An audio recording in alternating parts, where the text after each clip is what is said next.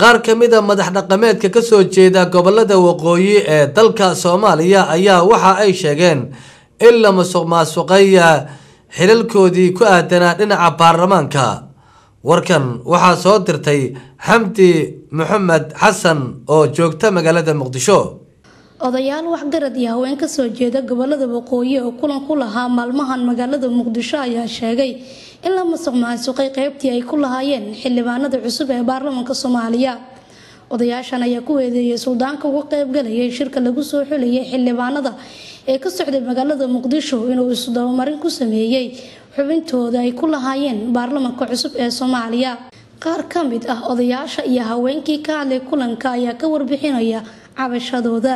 kulankayagu wuxuu ku saabsan yahay cabasho ay beeshu kaga keentay niman mudcada oo maamulay oo xaqoodii duudsiyay iyo dadaan munaasib ku ahayn oo xaqoodii lumiyay. buu kulankayagu ku saabsan yahay beeshuna iyada cabashada keentay. anigu hadda waxaan joogay muddo wiiga anigoo ku hadlaya magaca dhaqanka Somaliland magacayguna uu yahay Boqor Raabi Yuusuf Cabdullaahi.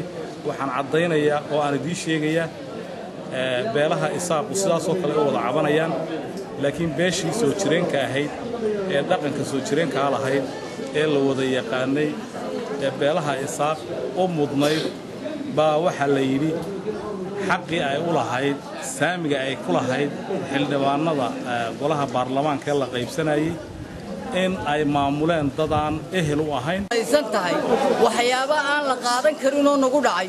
horta beeshanaan idin ka waramayaa Soomaalidu way istaqaanaade hadday dhaqan tahay hadday siyaasi tahayba beel maanta la baranayo manihi siyaasiyiinta iyadu waa kuwii 12 sano Soomaalidu u dhintay ee wax walba u xamilay ay ka mid yihiin Ismaaciil Buuba Jaamac Maxamed Qaalbi Yuusuf Dheeg Yuusuf Geed. waxa weeye hadalkayga waxa ka mid ah anigu waxaan ka mid ahay gabdhaha ciidagale Muqdisho ku nool markii dawladda cusub aas-aaskeeda aan maqlay waxaan jeclaystay inaan noqdo xubin ka mid ah baarlamaanka oo matasha gabdhaha ciidagale. magacayga waxa la yiraahdaa Roode Cabdisuul. waxa weeye nin baa yimid magaalada wuxuu yiri waxaan ahay suldaan waxa isagoo wixii wato kolkaan arkay anigoo wuxuu walba fahansan oo dad badan maaragtay uu hawlihiisa ku fuliyay kolka awood aniga iga badanna ay maaragtay dusha aniga in nala midaba dusha ka saarantahay. suldaankaas magaciisa suldaan ma ahay magaciisa waxa la yiraahdaa Xamdi Maxamed Xasan Somali Channel Muqdisho.